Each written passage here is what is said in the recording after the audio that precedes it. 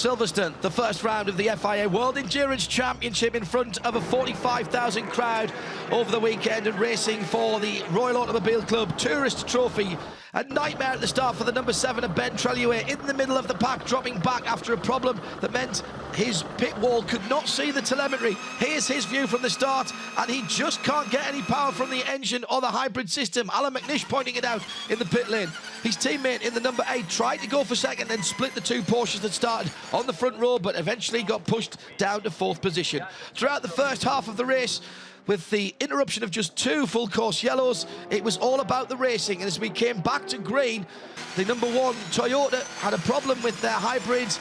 The capacitor was not charged up, and both Audis took advantage. Pole sitter Mark Webber had sped off into the distance, but was sidelined early with a gearbox problem that saw that car not come back out. After that, everyone else took centre stage. It was nip and tuck at the head of the field. The 919 hybrid Porsche rocket ship quick in a straight line, whereas the Audis, the 7 and the 8 car, both very quick during the twisty stuff. Of course, the teams had their parts to play, single stint or double stinting the tyres, making sure everything was done perfectly in the pit lane, with each of the top cars making a minimum of 6 stops.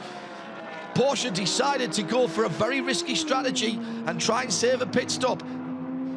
It almost paid off for them in the end. Andre Lotterer enjoying, like the rest of the crowd, the close racing. Big moment for Mark Lieb, as on used tyres, he came out of the ultra-quick Stowe corner and almost lost the car.